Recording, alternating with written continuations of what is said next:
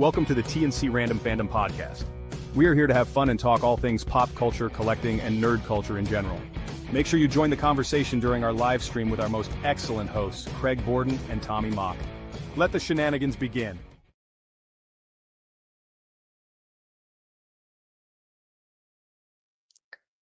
Good evening, everybody, and welcome to TNC Random Fandom. I am your podcast host, Craig Borden. With me, my partner here in crime, Tommy Mock. How the hell are you, buddy? I am doing good. If anybody has been following me on Instagram, and I'm back on Facebook now too, you know that I was in New York City and had one hell of a time. Got to go to 30 Rock, where SNL is filmed, with the Jimmy Fallon show, which is the Tonight Show, but got to see the Broadway show, Harry Potter and the Cursed Child, or Cursed Child, however you want to pronounce it. And then saw probably one of the most hilarious freaking off-Broadway shows called Titanic. If you don't know what it's about, basically it's a comedy, musical comedy, about Celine Dion and the Titanic, and how she basically tells the story like she was actually on the Titanic. Excuse me.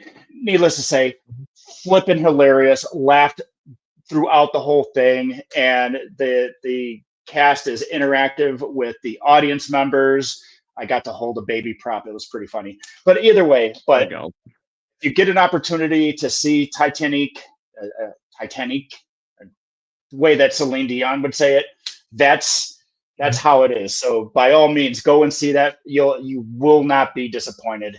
So either way, I'm fantastic. I am absolutely awesome. How are you? How's the Craig Borden been? I'm having a good time. You're looking at the new host of Jay's Latest on YouTube every week for fan arc, so I'm having a good time. It's been 5 Congratulations. But the Blue Jays need to start doing some better job for me to talk a little bit other than gloom and doom the last few days against the Mets. So I just guess what it is. So, but on that note, Tommy, we did Batman last week. We talked about all the movies. We did all the fun that we did last week. And unfortunately, obviously, literally 2-3 days after we did that episode, the Batman community got some sad news that Val Kilmer has unfortunately passed away. Rest in peace. But we talked a lot about Batman last week. We just want to make sure that we tipped our hat here a little bit to Val Kilmer in the midst of all the, unfortunate recent news. But on that note, Tommy, what did Val Kilmer in that Batman Forever movie mean to you? Just to give a recap real quick. Well, if everybody, Kilmer, period. Well, if people who watched the podcast from last week with Batman know that I truly appreciated Batman Forever. I liked Batman Forever. I think Val Kilmer played a very good Bruce Wayne and Batman. And then George Clooney had to screw it up for everybody. But anyways, that's neither here nor there. But Val Kilmer to me will always be Doc Holliday. Doc Holliday in Tombstone. I'm going to tell you right now, that is one movie that no matter where it's on, when it's on, I will not turn the channel, because to me, that is a perfect movie from start to finish. And Doc Holliday, Val Kilmer was just the perfect character. We lost a true gem of a character actor in Val Kilmer, and to that I say thank you for the characters that you gave us. I mean, we're talking Jim Morrison. Did you know that in The Doors, he did his own singing, and that they played, they kind of mixed up the vocals between him and Jim Morrison, and the actual member of The Doors didn't even know who was who. So to me, that's interesting. Yeah, I had recently saw some documentary footage on it, because they were doing all these retrospectives on him and everything, and that was one of the things that stood out to me, was that he did his own singing in The Doors. Mind blown. But again, for me, my all-time favorite will always be Doc Holliday, and one of my all-time favorite comedies. Excuse me, I'm drinking soda, but. Real Genius, which I think is probably a That's a good one, too. very overlooked gem. That and what's the spy movie? But anyways, what do you think? What are your thoughts on Mr. Val Kilmer? Well, to your point, we lost somebody that obviously could get into a role and just be. It made that role him. And the one that usually points to me is the fact that Top Gun was such a good movie, but I don't think that movie is a good movie without Val Kilmer being Iceman. Tom needed that push to get to the danger zone a little bit, and that without that character being what it was, you don't get that rivalry to get them to that competitive level that they needed to in that movie to make it such a good film. If you didn't cast Val Kilmer as that character, him owning it the way he did, you do not get that same dynamic in that movie. And it honestly might have been a flop without that kind of quasi-villain character is almost how that dynamic played out. But it was really just obviously a competition is the reason that it drove those two characters to be what they were. And like you said, Doc Holliday, oh my God, just the one-liners galore. It was so perfect. Yes. I mean, exactly. His all of his dialogue is quotable dialogue. There's nothing in any of his dialogue that is not quotable. You know, from the iconic "I'm your Huckleberry" to the teacup thing was always what got me. I say this a lot of time. My hypocrisy only goes so far. I'm not as sick as I'm made out to be. You know, just those iconic one-liners, like you said, are just fantastic. And you know what? Well, another movie that gets. Go ahead. It was the teacup thing. Him twirling it around. Yep. That was the one that got me the most. but here, but we could talk about his roles too, and maybe we do an icon series on him alone, because I mean, shoot, another movie that gets overlooked, and even on Disney Plus it gets overlooked, is Willow. And they did do like a miniseries. Didn't they do like a miniseries of Willow or something like that? I don't know if they've done that yet. I'd have to look. I can't remember if it was out already or not, or if it did, it came out in COVID and I didn't catch it. Right. But either way, I mean, but maybe we'll put that in our that feather in our cap, and we'll probably come back to a true. Anyway, moment of respect, moment of silence for our friend Val Kilmer. I don't want to blind people with my baldness. Cheers, here. But anyways, yes, rest in peace. Let's talk. Unfortunately, the gentleman that we're going to talk about tonight is unfortunately no longer with us and was taken away way too soon at the age of 33. And that is the beloved icon that we're going to talk about this evening. The king of zaniness, every kind of physical comedy you can humanly think of. Chris Farley ranks at the tops of these lists, and Chris Farley is, like I said, transcendent pop culture in many reasons in the 90s, and it was gold. It wasn't the box office boom you would ever hope it would have been for any of his movies, but it was always gone at the video store. You and I going to Blockbuster on a Friday night trying to find a movie that Chris Farley just came out with, and it was never going to be in the store. It was just endless like that. Cult classic galore.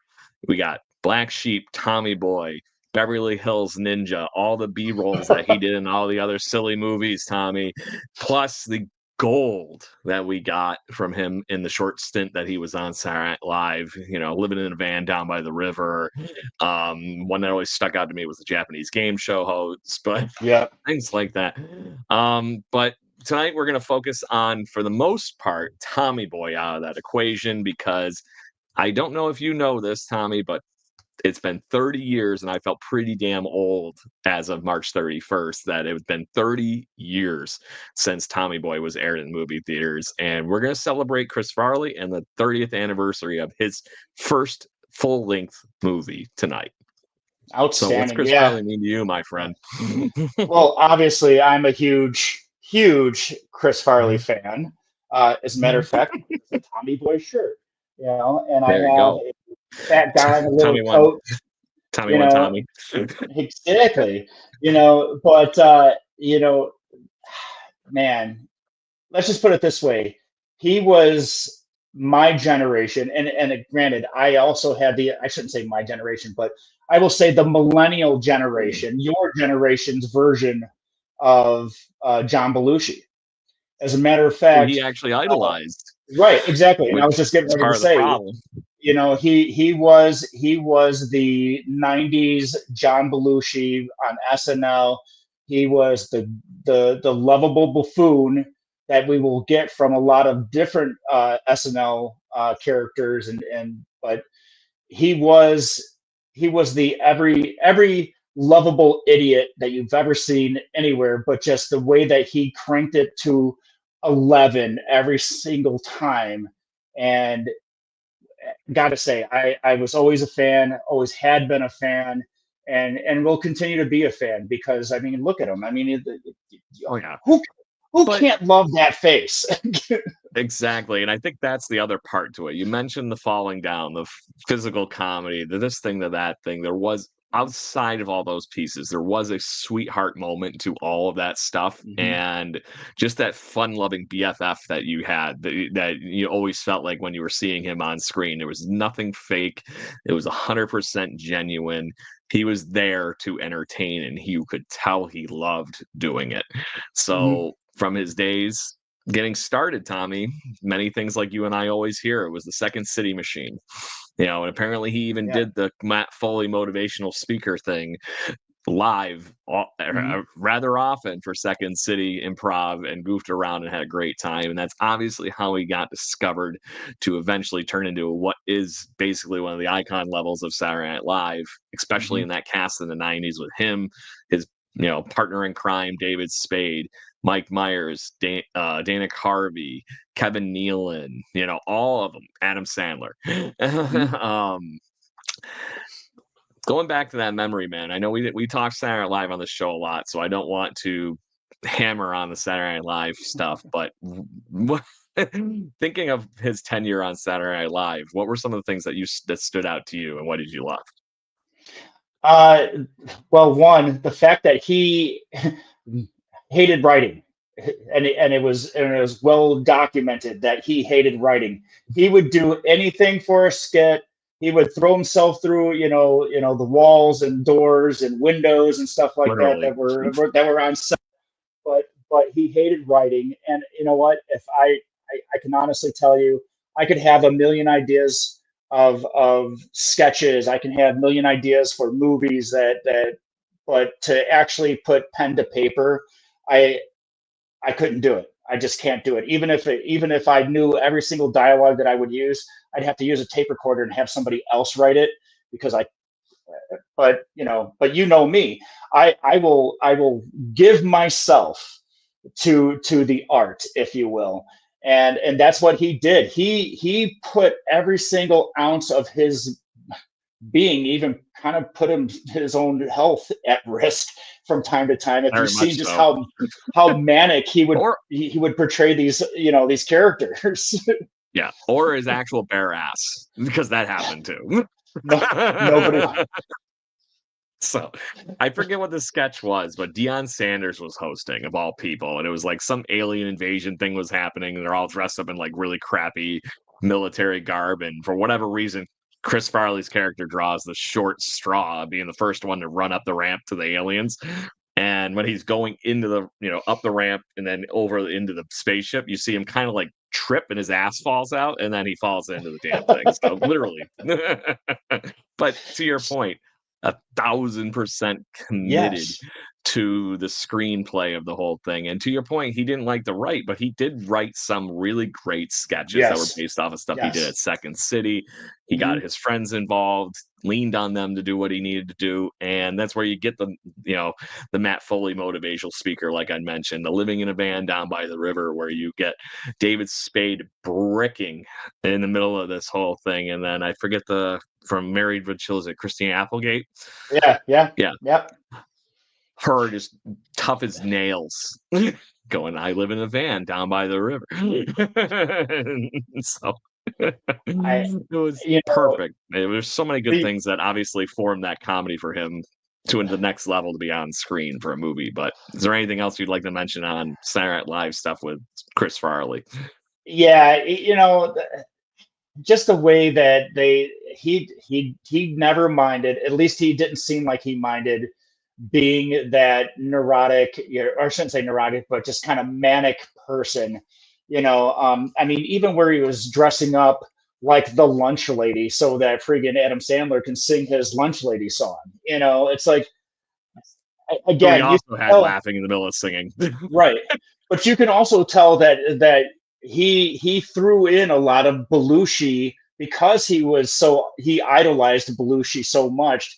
He did a lot of Belushi-esque things like doing cartwheels and because there's nothing funnier than a fat man doing a cartwheel for some reason. A very athletic cartwheel too. I bet. Seriously. I'm 40 years old, and I don't think I've ever landed a cartwheel on my own 2 feet in my entire life. And I played baseball most of my life. So the fact that he's doing that and landing on his feet and he gets the run right off the screen, it's wild. It's interesting you make that comparison of even the Saturday Night Live mannerisms to that, because it dawned on me not terribly long it is because I was watching all the 50th anniversary Saturday Night Live stuff. He actually did a character that was basically to John Belushi, and on Weekend Update, Belushi would come in and be the news correspondent on Weekend Update, but he always would end the bit by like getting really progressively more angry, and by the end of it he's like stomping his hands down on the thing and he kind of like does this and flips off into the the sunset, and then it just ends the whole bit and they go back to Dan Aykroyd or whoever that was doing the actual Weekend Update. Chris Farley basically did that same character that was named Bennett Brower, and it was this kind of weird nerdy guy that had his hair all slicked back and everything, and he would it's not great when I don't bathe properly or I eat my own scabs. He would just kind of keep going on the most disgusting, ridiculous, stupid stuff. And then all of a sudden, like at the one, he was like flying for some reason. Yeah, and then the other one, I did that same thing and flipped off. They couldn't get him up on the things to kind of make him fly off. So he's like, "What's going on here?"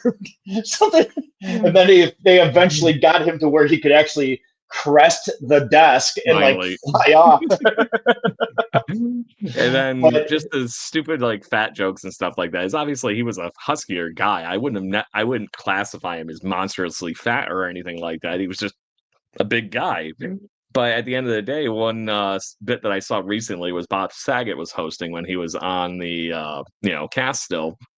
And Saget's like the basketball coach for the team, and they were just getting together for like their first high school practice or something like that. And he's looking at him. He goes, "What the hell happened to you this offseason?" And he goes, "I thought you told me to get fat." And he said, "No, I told you to get fast." And he goes, "Oh, my bad." Sits back down.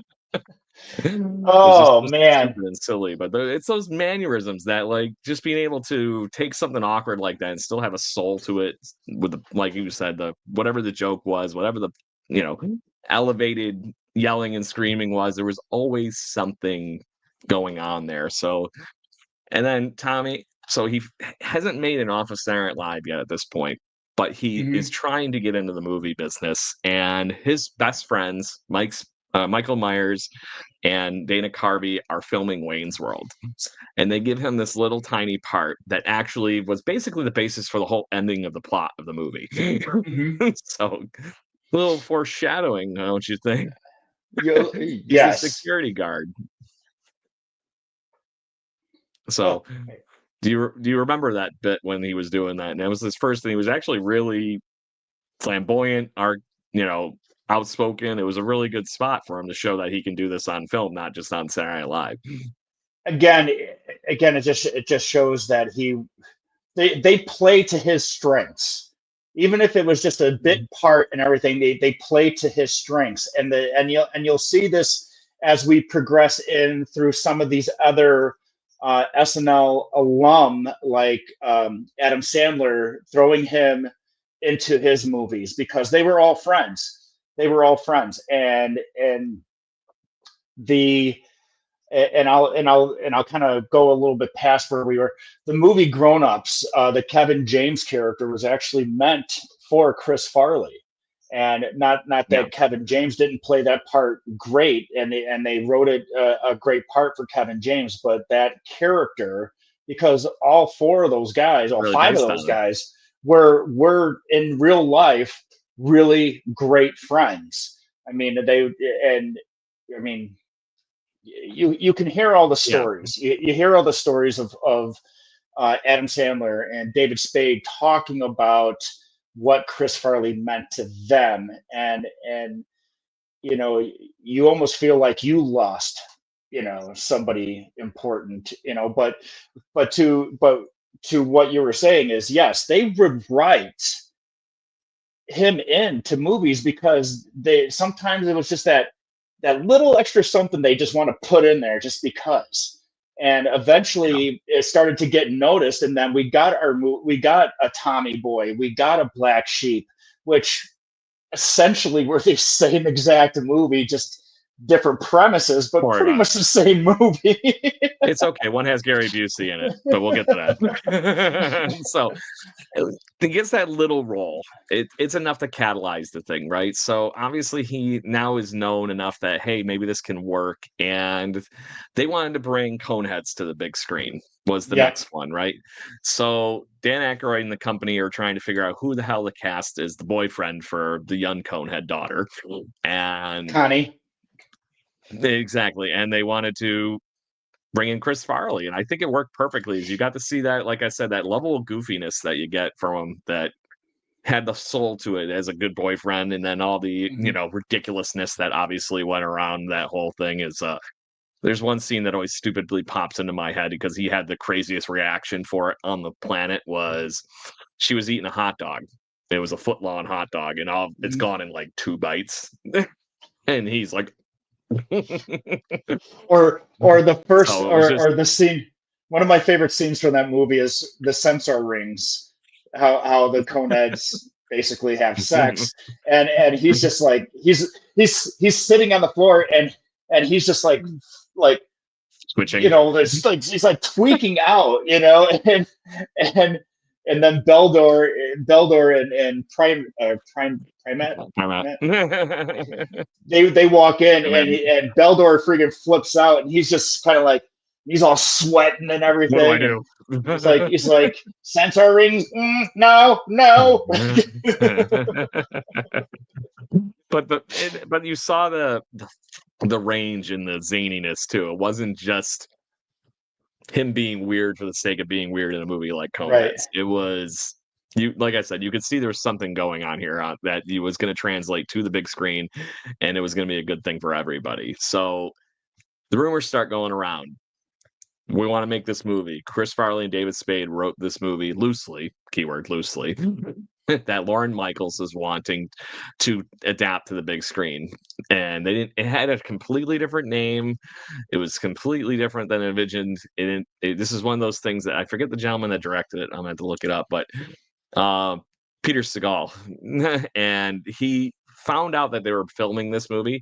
He hated the script apparently, but he wanted to be the one that brought Chris Farley to the actual big screen. And I think without that influence, does this movie turn into what it did? Because he gave them that creative freedom to, here's the structure that we're going to work toward the movie, but he let them play. He had fun on the set. Some of the best bits from the stories I've heard in that movie, period, Tommy, have come from them ad-libbing, goofing around, having fun with that cast of characters. And when you have a movie set that has Dan Aykroyd on it, David Spade, and obviously Chris Farley, Pete Dennehy, Bo Derek, Brian Dennehy, and then you still have Lorne Michaels floating around as the producer. So there was plenty of comedic talent around this whole thing. And then let's just, for the hell of it, throw Rob Lowe in on it. Why not? Right? So have you heard any of these stories of some of the silly things that ended up making it into the movie, Tommy? Yeah, there's actually a lot, but there was something I actually want to ask you. Sure, go for it. Maybe it's a precursor. Maybe it's something that I probably should wait until later on and everything. But yeah, Is it Tommy Boy related? It's 100% Tommy Boy related. Well, we're at Tommy Boy, so have at it. All right. So I'm going to throw this out there because I actually saw this. It's one of those things how they kind of take two different things and they find a way to kind of interconnect them, and in a way, it does work out that way. So, so there's actually the long version of this theory, and it's a film theory that there's 3 films are connected to each other. Okay. So the short version of this is that Dan Aykroyd's character is Dr. Keats in 51st States, and he mentions the Callahan Institute for basically.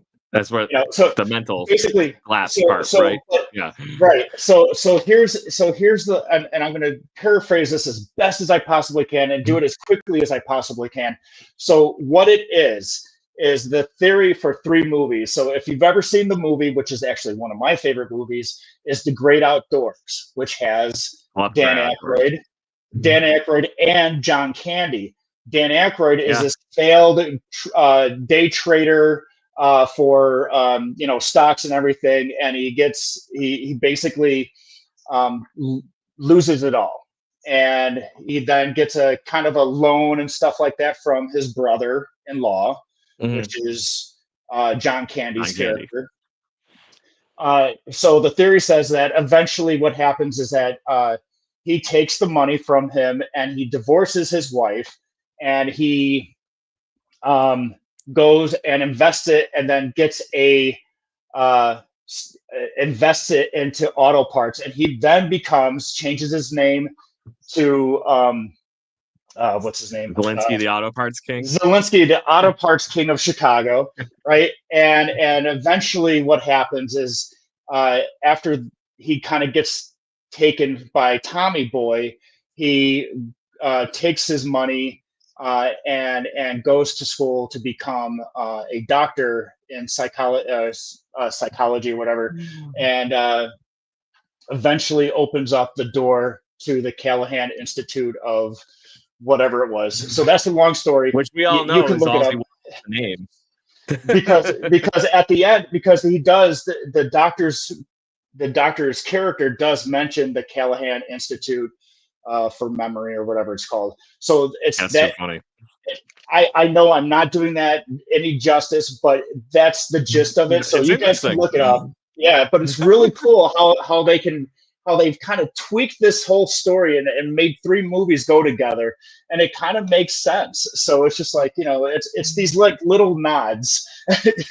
Yeah, it's like how all the Pixar movies are really one long universe, right? Right. But anyway, let's talk about Tommy Callahan and Richard. So, what's the matter, Richard? Hold me. So one of the most recent stories I've heard about Tommy Boy was actually Rob Lowe was recently on Rich Eisen on Roku and Sirius Network, and Eisen actually asked. I heard there's some things with Tommy. With Chris Farley and David Spade kind of arguing about who's best friends with Rob Lowe the most. Like they were kind of almost getting like possessive over who Rob Lowe was hanging out with more. And this apparently started in Rob Lowe's story here from one night after they were shooting. David Spade went back to this hotel room or whatever, and Chris Farley, I keep wanting to say Tommy. Chris Farley ends up hanging out with Rob Lowe, drinking a few beers down at the jacuzzi. So the next day when they got back to the, shooting and everything, Chris Farley was walking around the set going, I hung out in the jacuzzi with Rob Lowe last night. Ooh. And then it became like this kind of like back and forth competition where basically Rob Lowe was the chick that they were both trying to get affection of. And that's how he explained this whole story. And it was just hilarious to me that was the kind of silly things, because you can 100% picture Chris Farley saying that. It's like right in here. I don't even have to imagine it. It's just cooked in as soon as I heard that story. And it was kind of almost in the expression of your shirt. Right. Ooh. So so So I gotta say that, and this is actually my Rob Lowe moment. And obvious. Hey, guess what? I was on a game show, a year or so with Rob ago Lowe. with Rob Lowe. So 50 degrees or whatever you want to call it, 6 degrees of separation. So, anyways, Yeah. we when we were in the green rooms and we were talking, and I was actually talking to who became a friend of mine. Her name was Danny, and we actually kind of bonded over Chris Farley. And I said, you know what? I go, when I go up there, I'm going to ask the producers. When I go up there, instead of shaking Rob Lowe's hand, I'm going to find out if he would be willing to give me a hug instead of saying, brothers don't shake hands. Brothers got a hug. And I chickened out. But I was this close to actually asking one of the producers or the stage director, can you please ask Mr. Rob Lowe if he will Tommy. allow me to hug him and say that on camera, because that would be like, Oh my would have been God. awesome. But I chickened That's me out. going I like chickened this to out. Alice Cooper dressed up like Garth level. Because that was But one of I the easy totally, highlights in my brothers don't life. shake hands. Brothers got a hug. But I had And a that's a feeling great that line. Rob Lowe probably would not go for it. So I was just like, I chickened out. I wasn't even going to ask, but I was this close. I was like, I want to It do was that. worth the I want to ask do because at it. least you could have gotten see if he took the joke or came over and Right. commented you afterwards or something like that. Right. But to that point, so one of the other silly stories that I've heard was you hear all the things that the two of them ad-libbed and goofed around with on the set and where some of the silly words came from. Apparently, the whole scene with the backing up and him wrecking the door and the "What did you do?" was 100% them just goofing around on set because they almost did it by accident to the beautiful Mhm. car. And then they're like, "Well, we're beating the car up for the movie anyway. Why not?" So and that whole scene with him in the goofing around and basically giving all the sarcasm to the gas station clerk and everything was just all thrown into the movie. And I couldn't imagine a road trip movie without that moment in it, Tommy, because Mhm. that's really at the summary of what this movie is a road trip movie. Right. And those stupid moments when you and I have been on road trips or any of the friends we've ever went on road trips where there's some stupid things that happen that become great Right. stories on what Mhm. happened with your friends and everything that you get to keep around with you your whole life. And I think that's why this movie resonated with a lot of people. Obviously, it had a little bit more motivated plot with the fact that they were trying to save, obviously, their car parts factory. But in the midst of that whole thing, that this friendship buds from them despising each other when he comes to pick them up at the airport to eventually being, best friends for life kind of thing, including the hair thing that happened to him at the end Oh of the God. movie. Yes. So Shut but up, Richard. apparently that car scene was improv. The actual car hood flipping open was improv, and the whole fight scene that translated from that. And then one of my favorite lines in movie history apparently is just David Spade being David Spade to Chris Farley. They're going to meet up with Zelensky at the end of the movie, and he's checking his tie and everything like that. And he goes, "Hey, it's a clip on." And then you think, and he gets them all set and everything, and he goes, "Does this shirt make me look fat?" And he goes, "No, your face does." Apparently, that line was 100% just David Spade being a giant prick that he can be. Not Yeah, but shocked. he, I know. but that's the thing though, that they were at the time the modern day Abbott and Costello. You got the fat buffoon who's, hey Abbott, and then you got the straight Back. man. You got the straight man, that's David Spade, and it worked, and it worked for at least two movies. But again, talking more of it just shows you the kind of chemistry that they had. Yeah. That would transcend to another movie, and it basically was that kind of that buddy movie that they hate each other, or I would say Chris Farley There's no didn't tension. hate. didn't hate, whereas the David Spade character absolutely just despised. But at the end, they had this bond, and then they became friends. And pretty much that's the premise of the show.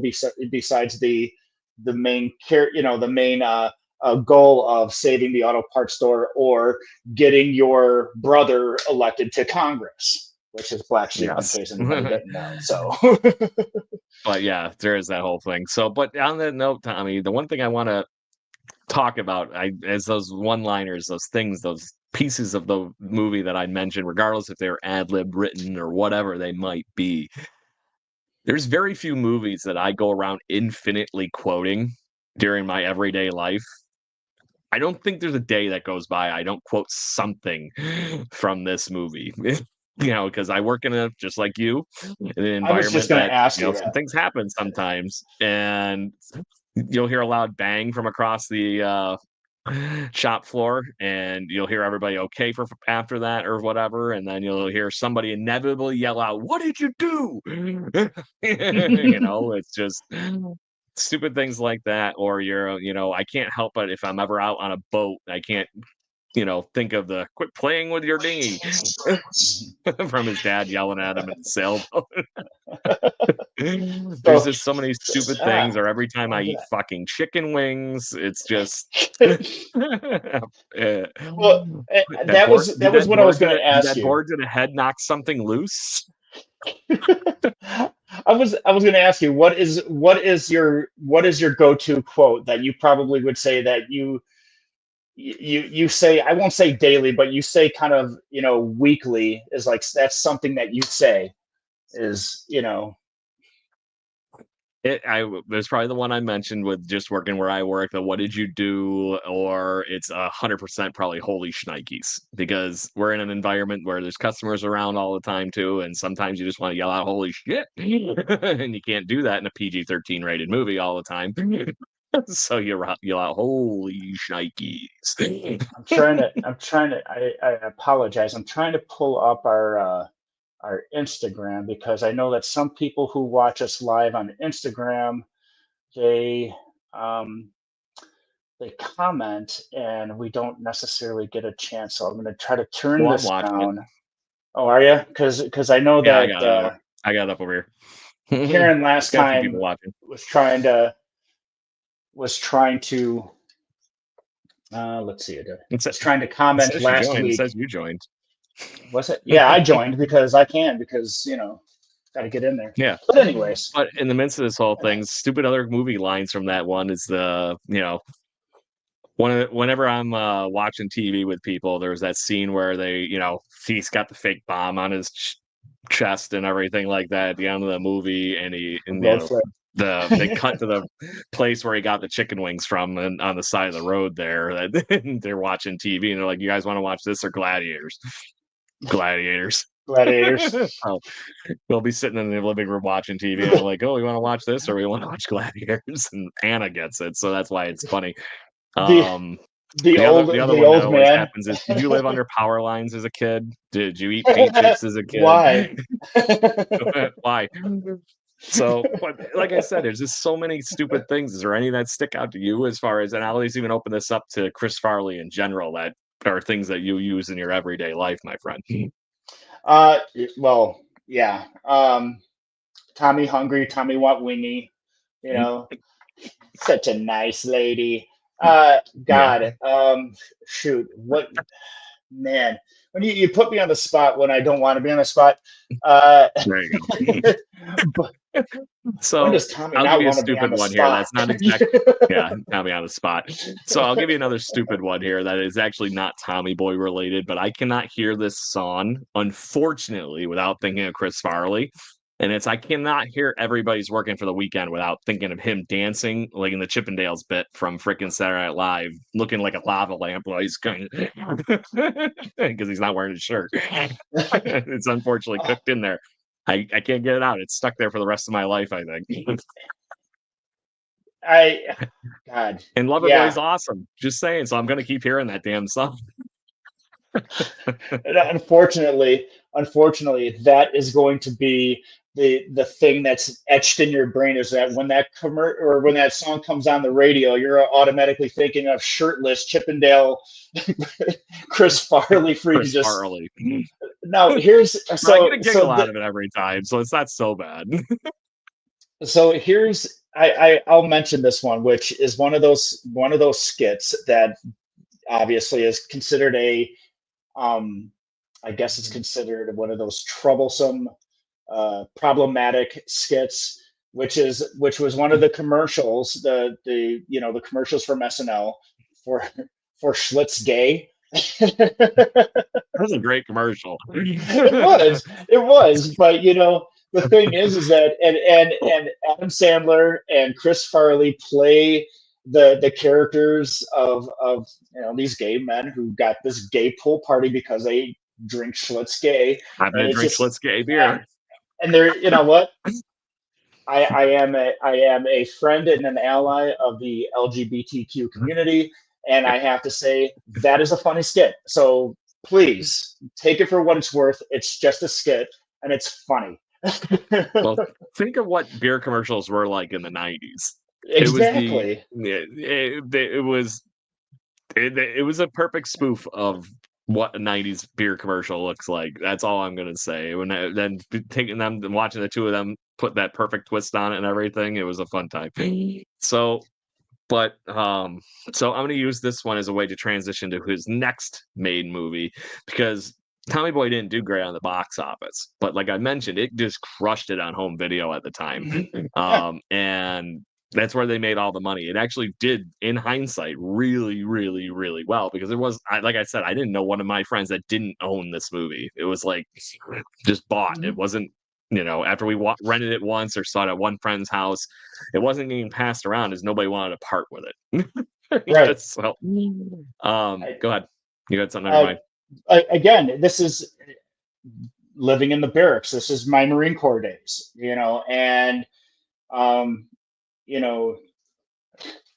for those of you who don't know, Blockbuster Video was a place where you could get these things called VHS tapes and then later on DVDs to watch movies. But you had to be kind and rewind, or they would charge you at least another $1 for having to rewind the movie that you rented. PSA. And if you didn't know what rewinding meant, that it's not the little skip back thing that's on your iPhone or anything these days. It actually meant that the tape on the inside was going backwards, and you had to get all the way to the beginning. Now that we've had the millennial chat and the Gen X chat. But God, now where was I? We were talking about how that movie became a cult classic, and that's really what it did.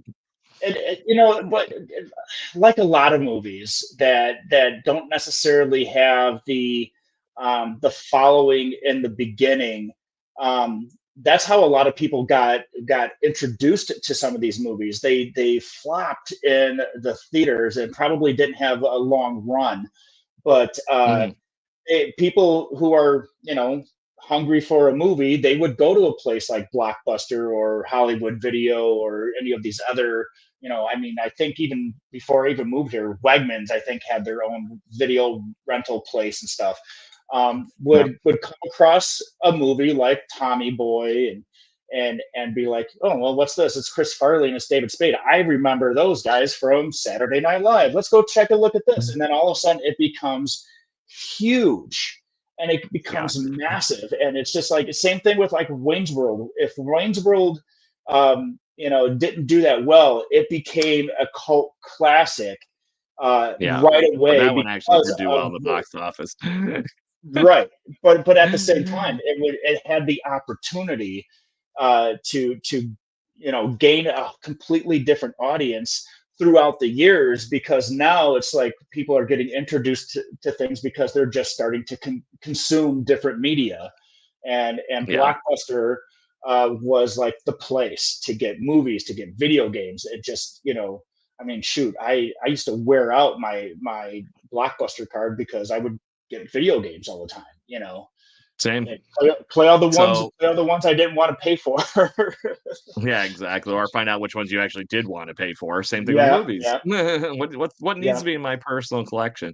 So it did really good the first box office week, but then, like I said, it kind of trailed off. But eventually, due to videos and all that kind of stuff, their $20 million movie budget turned into a $32 million win eventually. So that was obviously, like I said, that's why you got greenlit for more Chris Farley in movies. And I'm going to use this as the transition into Black Sheep, like I was starting to get to a moment ago. That movie, since then, has become one of those ones that's infinitely clippable on TikTok. And the one that is used the most is the scene where he's falling down the hill in summary to what my actual work week looks like. Monday, everything's all optimistic and everything, and he starts rolling down the hill. And it gets to a point where he's like, whoa, okay, I'm all right. Didn't do anything. And then he starts falling back down the hill again, and he gets stuck on an incline that's about like this, and he's grabbing onto just the roots of this little itty bitty tree, Tommy. And it says Wednesday. And then he keeps falling and falling and falling. Finally gets to the bottom of the hill, does the Chris Farley like weird sprint or snap to get up, and his hair's all sticking up. And then it says, finally, the weekend. And then he goes, what the hell was that all about? But Black Sheep was another one of those movies, Tommy, that same kind of thing, same goofy, same fun, same vibe in all reality, and same soul, really. You mentioned it's the buddy movie that you have going on with the road trip movie instead. This is one of those ones where it also introduces a weird Gary Busey character and all this stuff too. So, and its moments. I enjoyed this movie. I'm sure you did too. I did, and but again, like I said, essentially it's pretty much the same movie. David Spade and Chris Farley are teamed up together, the unlikely duo, to kind of well, in this aspect, it's the same kind of premise of David Spade babysitting Chris Farley to hopefully not screw something up, which in this point is where he won't screw up his brother's opportunity to get into Congress, and he's running against Mrs. Brady. That was the other funny part. Carol Brady, So, but no, it wasn't Carol Brady but anyways, not typical, but yeah. But again, you get introduced to a cast of characters that are just that. They are a bunch of freaking characters. But the movie revolves around two unlikely paired together to, basically help, Chris Farley's character to not screw up his brother's opportunity to get into Congress. And I do like the Gary Busey, even though he's not in it that much, but he helps at the end, comes in, like gangbusters and What's his name? Randy Savage. Oh, like Captain Savage or Sergeant Savage or something like that. Drake Savage. Drake, yes. Sergeant Drake Savage. But when he tells God, no, Mrs. Brady's character, he's like, shut your trap, wench, or something like that. It's just like, But it was because his dad. Well, that was the end of the movie. Was they found out that there was voting fraud going on, and his dad, who had been dead in Vietnam, was actually somehow casting a vote for Governor Stacey. Yeah, or every single one of his relatives that had died in every single war. And like his like great grandfather, who was in the Civil War, somehow, some way was able to vote in this election, and all and then it's not like the other. Yeah, So again, it's essentially this, and I think we're actually approaching. We're like 2 years away from the 30th anniversary of Beverly Hills, or not that Beverly Hills Ninja, but we're gonna get that one 2 seconds.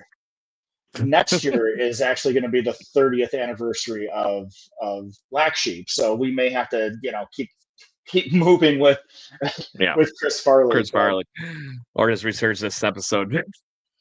So the other crazier part that I forgot to mention was when Tommy Boy was actually being filmed, it was on the same soundstage and everything as Adam Sandler's first real movie, Billy Madison. And, they're just down the hall from each other. And that's why you got a cameo of Chris Farley as the manic, crazed little schizo bus driver as one of his friends.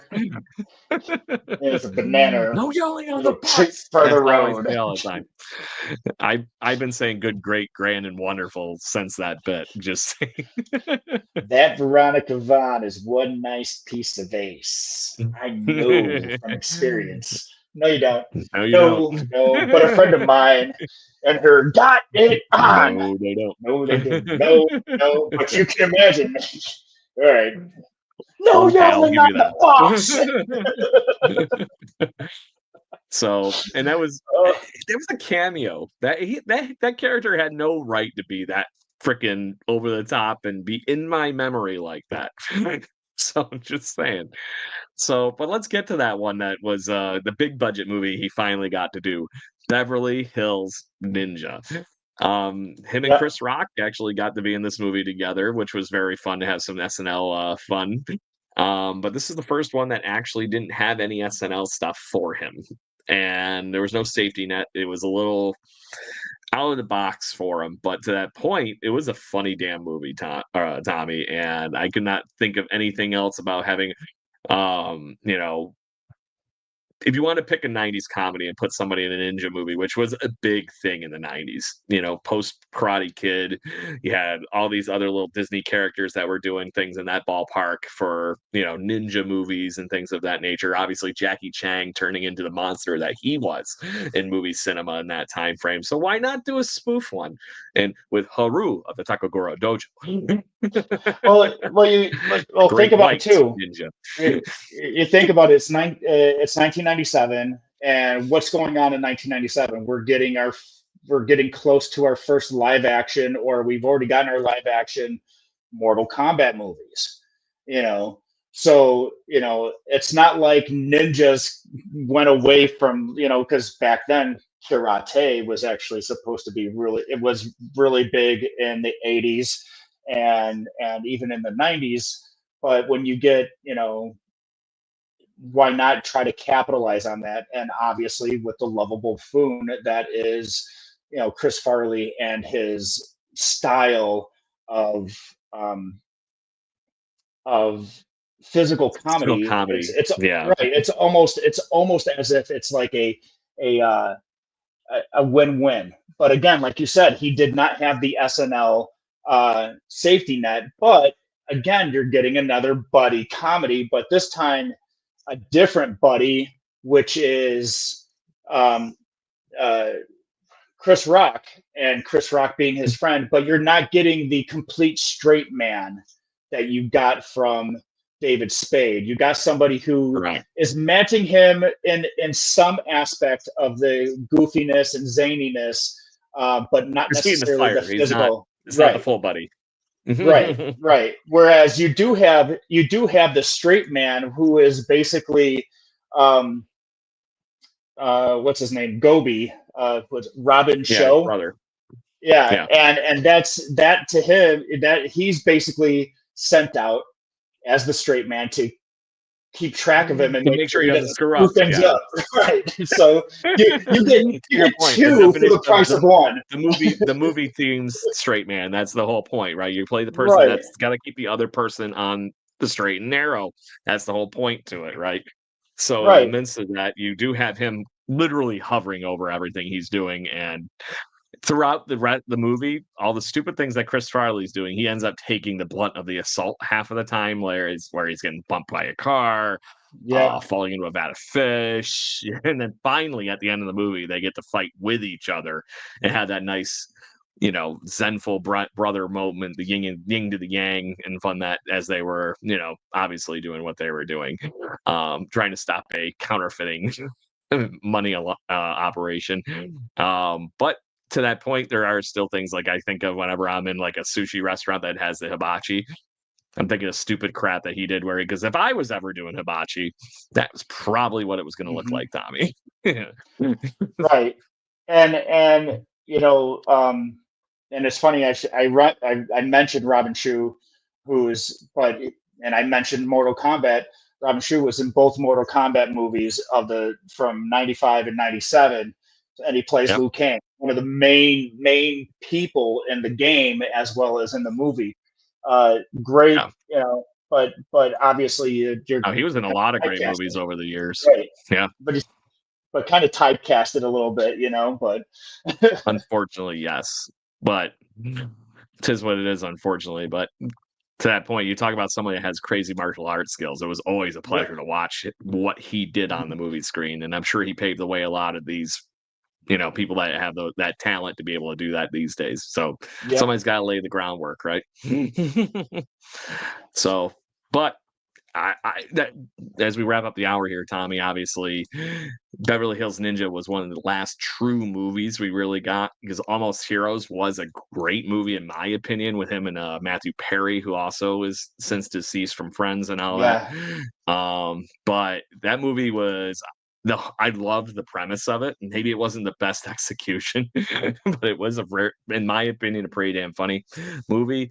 And the whole premise of it was Matthew Perry and Chris Farley's characters were trying to beat Lewis and Clark to the Pacific Ocean. We all know how history really played out, but what if you had these other two guys? The funny thing is that Almost Heroes, yes, but it kind of reminds me of one of John Candy's last films, which was Wagons East, which was kind of the same thing, where it was like, we made it to California and we're like, we're turning around and going back because it sucks, so, that's me paraphrasing. That's not exactly what happened, but that's pretty much close. Wagons East. But again, the lovable fat man, the love, and I use that. I don't mean anything, but he was a rather large man. But but he was the lovable buffoon, and he came, and he definitely will be missed. He definitely will be missed, and it's just one of those things where it's just like, it's such a waste that we didn't get more. So. I might have been too young to realize it at the time, but I want to talk a couple more things before we do our little tip of the hat here at the end of the show here for Chris Farley, an icon in pop culture. So first things first, kids, if you have not seen Almost Heroes, watch it. It is worth seeing another Chris Farley movie and watching that. I will highly recommend it. Because the only other movie that you actually got to see him in after this was the movie Dirty Work with Norm Macdonald, and he plays a crazed person with his nose is half missing because it got bit off by a Saigon horror, I believe was the actual term. And so, but it was just a bad movie. It was a good cameo for Chris Farley because the way they introduced him as this character in the movie was fun, but the movie was just at best. It's like one of those ones that will infinitely run on Pluto TV at the most. And Norm Macdonald was just not meant to be a movie star, is really what it boils down to. Right. It's also got Artie Lang in it, of all people. But there was two roles he was actually one in the middle of, and then one he was supposed to be in at the unfortunate time of his death. And the one he was actually recording voiceover work for when he died, Tommy, and I don't know if you know this or not, was he was actually going to be the original voice of Shrek. I did not know that. Can you picture it, though? Because it's a big ogre. And the funny thing is, accent. I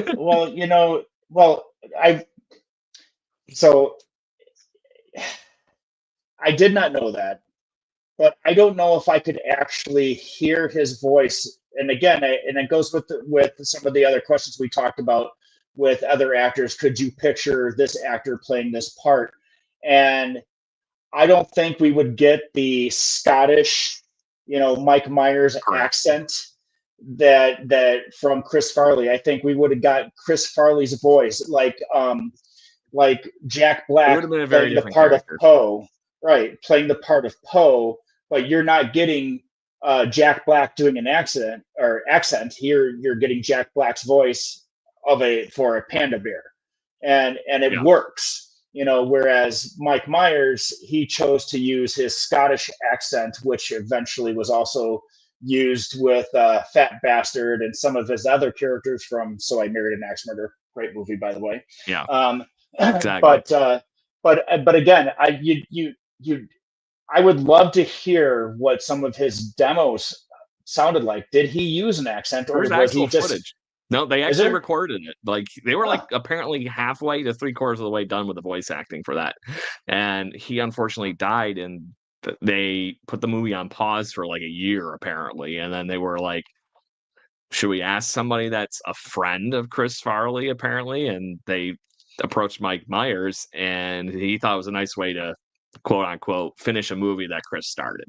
Was kind of the story that I had heard. So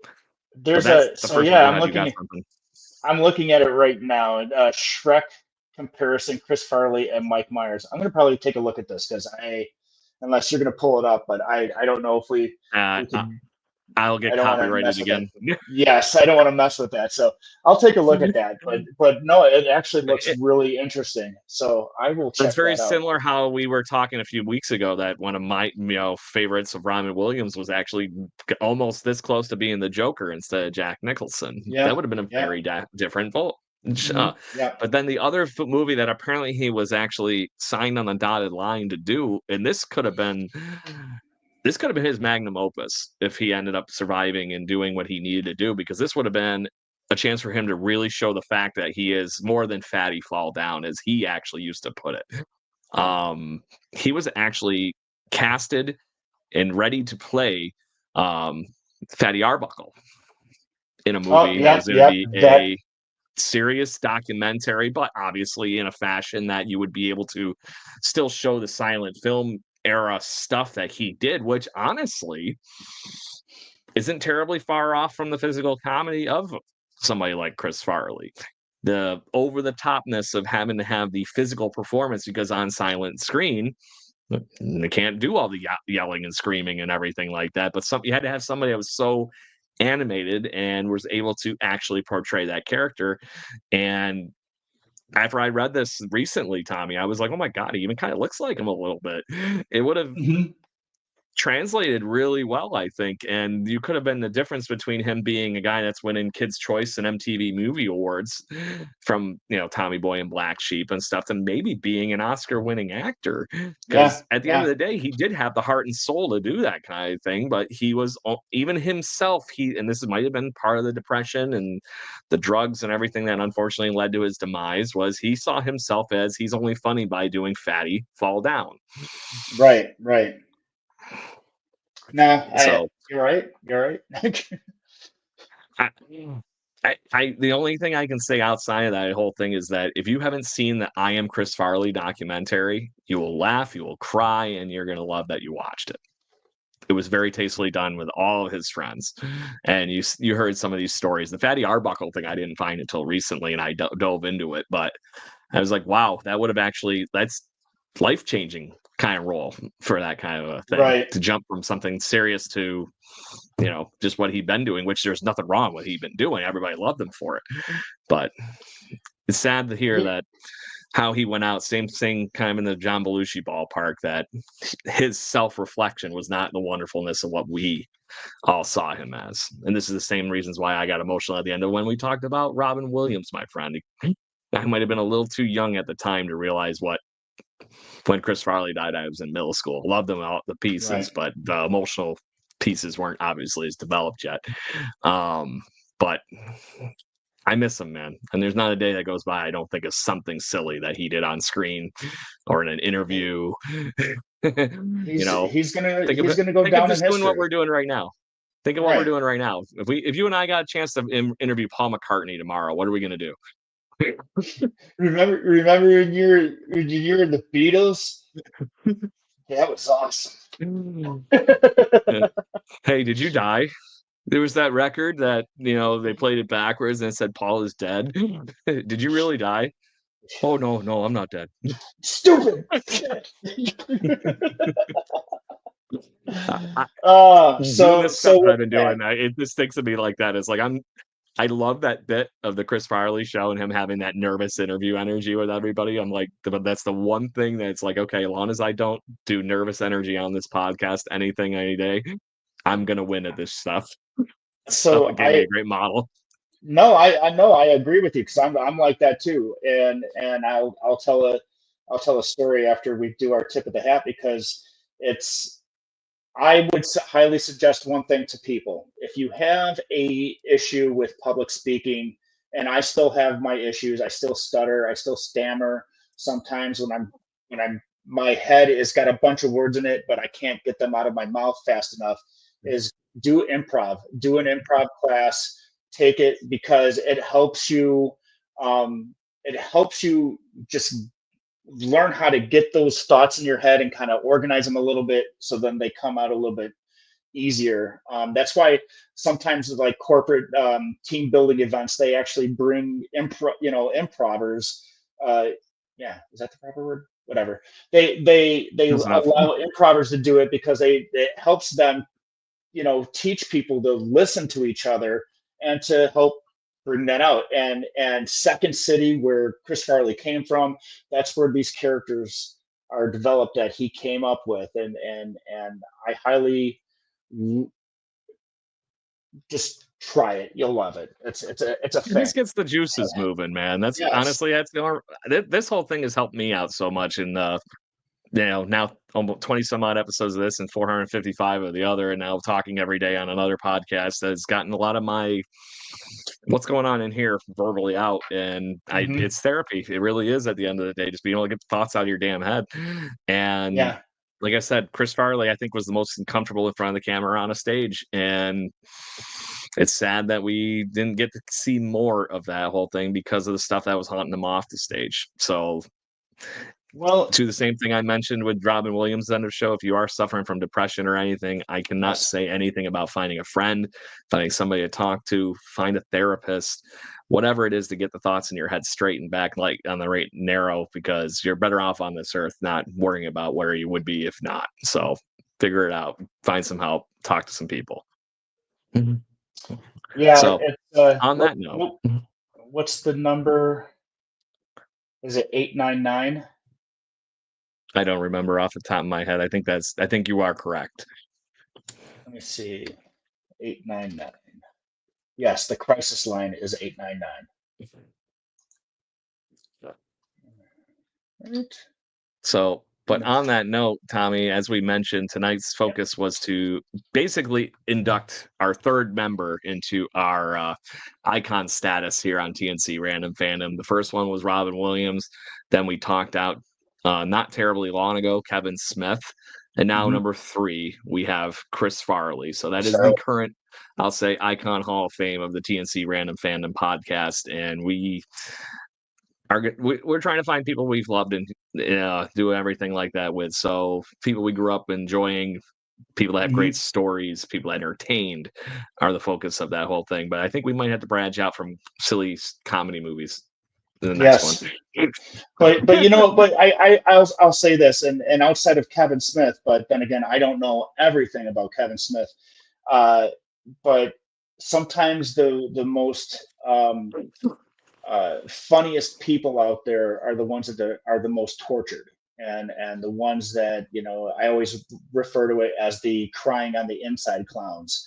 Um, I often jokingly say I'm the crying on the outside clown because everything I say usually is just funny to me. Uh, but at the same time, but sometimes the most tortured people are the ones that try their hardest to make other people smile because that's the one thing that gives them that joy. But at the same time, they're not getting what they need emotionally. And as to what you were saying before, you always got to find your people, and you know who your people are. Those are the people that are willing to sit down and talk with you and just be there for you 100%. And like I have my friend Craig, and when Craig's not here, I do have my people, my support people. everybody's got somebody. Everybody's got somebody. It doesn't always have to be a doctor, but as long as you have somebody to let the stuff that gets things straight in your head, go grab dinner, go grab a beer, go to a ball game, start a podcast. I don't know, whatever it might be. Yeah. Everybody's got to have their out. And like I said, I cannot say enough things on how much I would have loved to see what Chris Farley could have done, especially if he ended up getting that role that I am now aware of that I wasn't aware of a week ago. That's the beauty of the internet. All these things do come out and get to hear these great stories.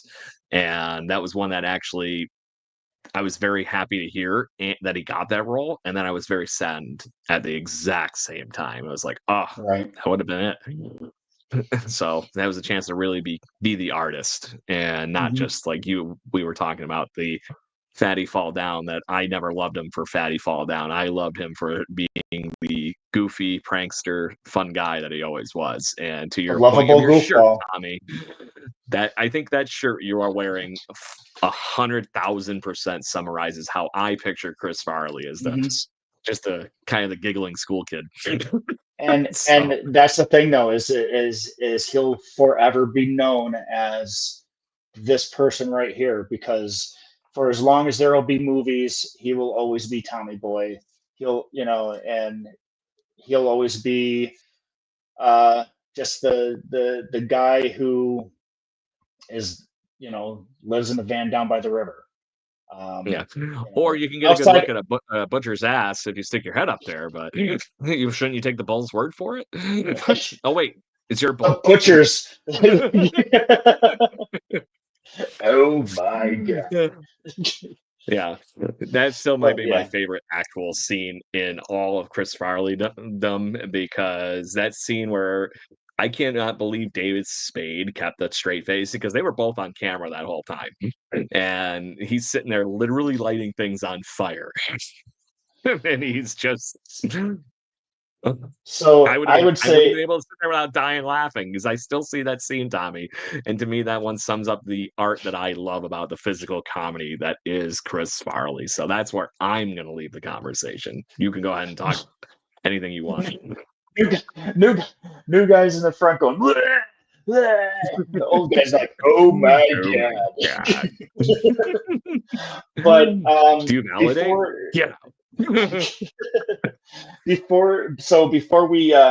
Before we close up the show and we do our last minute throwouts there and stuff like that, is there anything else you want to say before we tip our hats to the late great Mr. Chris Farley? I am very good, sir. And to that point, miss you, Chris. I'm gonna keep watching, loving you every day. And we appreciate what we have had the opportunity to get from you, and we still wish you were still with us. But at the same time, thank you for the years that we did get with you. Thank you very much, Mr. Chris Farley. Yeah. Now, so on that note, Tommy, who we got next week? It's a buddy of yours, I believe. So, well, actually, he became a friend of yours too, I believe. I know. So actually, this is the first time in a long time that we've actually mapped out an entire month's worth of shows. Awkward. So it's weird. It's weird that we don't do this for some god awful reason. We don't, but for some reason you and I we like did the this. ad lib part to it. Right. So with that said, obviously today was the 6th. We did our icon of Chris Farley. Next week, we are going to talk about all things Universal Studios, primarily the theme parks, with our friend of the show and previous guest, Mr. Gene McGee, the place to be. And if you remember, he was the one on our Nickelodeon show because he's the one that manifested his life to work for Universal and Nickelodeon. And by God, he did it. So who better to talk about Universal but with Mr. Gene McGee? And then, what's the next date? The next date is the 16th, right? Yeah. So, Wait. Oh wait, nope. Nope. Yeah, I didn't change my calendar. Look at this. 20th. Okay, so yeah, that's the 13th. 20th next week. Okay, so the 20th is the next week. So what do we got going on the 20th? I think the 20th, weren't we doing Harry Potter night? The 27th was going to be our friends from the Yankee Clipper, correct? Or did I flip Yes. them around? I thought it. Now, I don't know. I thought the 20th was Yankee Clipper, and then the 27th was Harry Potter. I will validate that. Okay, so either way, I have 2 you're weeks going to figure it out. So either way, so the 20th may be our folks from the Yankee Clipper. They remember we were going to have them back in February, was it? And they they both fell got ill. sick. Right, they fell ill, so we had to. But these are their Yankee Clipper is basically a collector's store that from baseball cards, Pokemon cards to toys, action figures, you name it, they sell it. It's at the Village Gate area in Rochester, New York. Fantastic people. We're going to talk about collecting with those folks and how they got into the business, and then we're going to do a show dedicated to Harry Potter. Now, I am working on trying to get a Harry Potter super fan who We better get one because I don't know shit. Just saying. I've read the books and I've seen the movies, and I just got done seeing the play, which is canon to the Harry Potter. So I am actually going to try. I'm trying very hard now. I know there's people that will come on, but there's one person in particular. I'm not going to say any names right now because I don't want to put them on the spot and make them, but I want them to come on because they are a super fan. There you go. Karen and I have been to the parks. We've been to the Harry Potter lands and stuff like that. So tune in for those shows because to me, those are the shows that are going to free and just people are going to want to listen to. So definitely tune in for those. But you know what? Just tune in to every Sunday, 7 p.m. because I'm telling you right now, we are talking stuff that everybody loves, and it's the best thing ever. So before I throw out some shameless self-promotion, do you have any shameless self-promoting that you got going on? Nothing I hadn't already mentioned. As a matter of fact, you know what?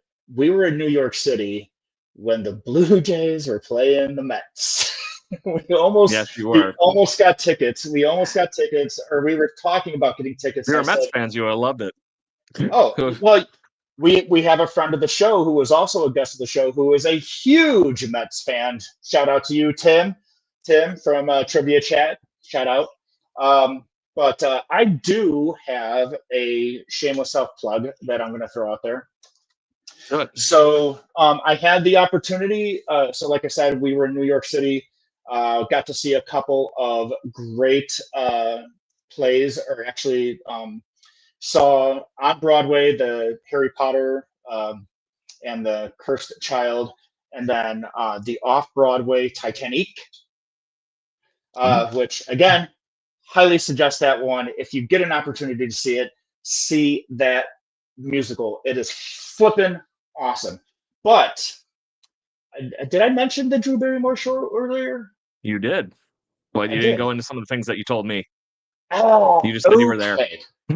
So long story short, when we were planning the trip to New York City, we went to Karen had looked into getting us tickets to be in the studio audience of different shows and everything.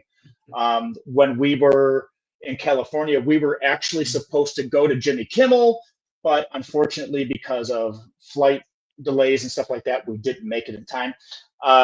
But so we were on the waiting list for the Tonight Show with Jimmy Fallon, but we had gotten tickets to Drew Barrymore, and Karen had got a email from one of the producers that asked, "Hey, would you like to be on the show to do a trivia thing on camera?" And Karen was like, "I'm not going to do that," but she sent it to me, and then she sent it. She's like, "You should do this." So I fill out a little questionnaire, I did the little 30 second to 1 minute long video about myself, and I said my wife is actually the one that got the tickets. She sent it to me. She said, and they still accepted it. Took them a week to get back because they had other people that they were checking out. And sure enough, they picked me, and we got to sit. Now, if you're watching the show, and I'll tell you when the show is, but we actually got to sit on like the floor right in front of her stage where she sits. And we got these like really cool, like very cushy swivel chair things. Very, very, very fancy, very fancy.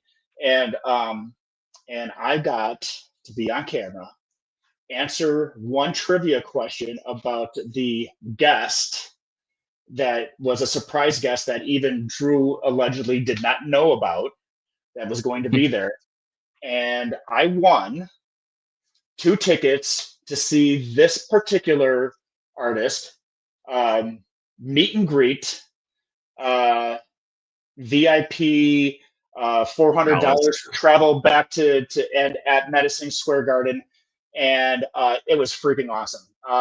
And so on April 8th, which is Tuesday, you will get the opportunity to see me on the Drew Barrymore show. So check your local listings, whatever it is. It's on CBS. So whatever it is, I believe that segment is going to be on at 10:30. So just watch from 10 o'clock to 11, the Drew Barrymore show, and you'll see yours truly. Now, I'm saying it, that's Rochester. So if you're out of state or in an area, just look up your local listings for CBS, the Drew Barrymore show, and you can see. So do you think I can say who it is?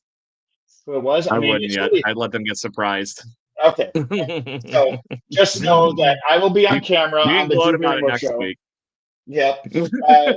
On the Drew Barrymore show, and it's a legendary musical guest that actually has a connection to Drew. So that's all I'm going to say to you.